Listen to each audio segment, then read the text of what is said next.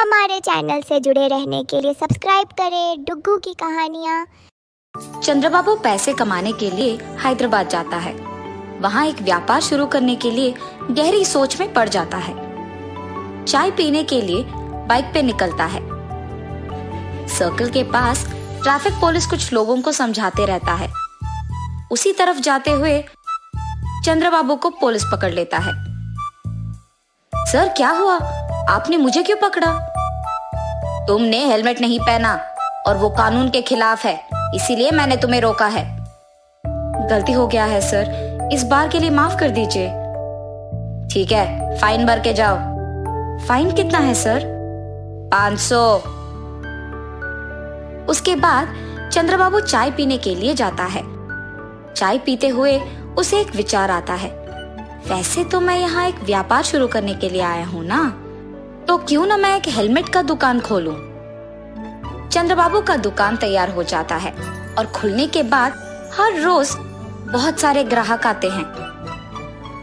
इसीलिए वो एक भरोसेमंद को दुकान में काम करने के लिए लगाता है। उसका नाम संतोष है। मैं बाहर काम पे जा रहा हूँ संतोष। जी साहब, मैं यहाँ दुकान संभालूंगा।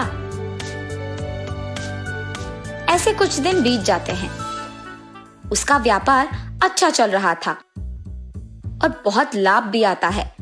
लाभ को देख संतोष लालची बन जाता है। हमेशा की तरह चंद्रबाबू जब कुछ काम पे बाहर जाता है तो उस समय में संतोष कुछ पैसे चुरा लेता था दुकान से और चंद्रबाबू को कोई शक नहीं होता है। ऐसे ही कुछ दिन गुजर जाते हैं। संतोष, तुम्हारा वेतन कम है ना? जी साहब। ठीक है, अब से तुम्हारा वेतन होगा 10,000 रुपए। बहुत बहुत शुक्रिया साहब। अब से इस दुकान का ख्याल तुम्हें ही रखना होगा, ठीक है? मुझे गांव जाना होगा, वहां कुछ काम है। 10 दिन बाद आऊंगा। जी साहब, आप कहने तक मैं दुकान का बहुत अच्छा ख्याल रखूंगा। चंद्रबाबू के गांव जाने के बाद हर रोज के पैसे में से आधा संतोष ले लेता था। 10 दिन बाद चंद्रबाबू उसकी बेटी के साथ हैदराबाद आता है और सीधा उसकी दुकान पे ले जाता है। इन 10 दिनों में कितने पैसे आए हैं संतोष? 50,000 साहब। अरे ऐसे कैसे? हर रोज का हमें 10,000 मिलता था ना, इतना कम कैसे हो गया? चंद्रबाबू को उस पे शक आता है, मगर वो कुछ कहे बिना वहां से चले जाता है। क्या हुआ पापा? कुछ नहीं बेटी, मेरे गांव आने से पहले हमारा दुकान लाभ में चल रहा था, लेकिन इन 10 दिनों में बहुत कम हो गया है। लगता है कि हेलमेट ज्यादा नहीं बिक रहे। पापा, शायद संतोष कुछ पैसे ले रहा है।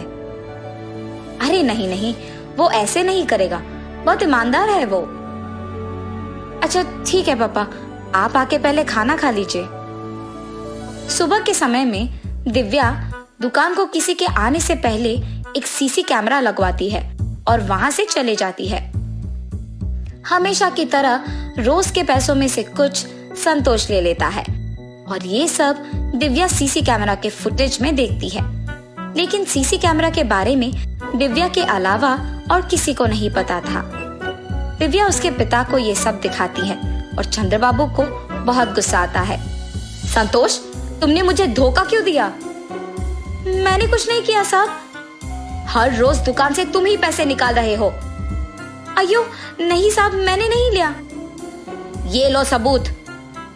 उसे देख संतोष के मुंह से एक शब्द नहीं निकलता है। मुझसे बहुत बड़ी गलती हो गई है साहब, मुझे माफ कर दीजिए। तुम्हारे भरोसे पे मैंने इस दुकान को छोड़कर अपने गांव गया हूँ और तुमने मुझे धोखा दिया। अब तुम्हारा यहाँ कोई जगह नहीं हो सकता है। अगर कोई हम पे भरोसा रखता है तो हमें उनका भरोसा ऐसे नहीं तोड़ना होगा। धोखा देना बुरा है। हमारे चैनल से जुड़े रहने के लिए सब्सक्राइब करें डुग्गू की कहानियाँ।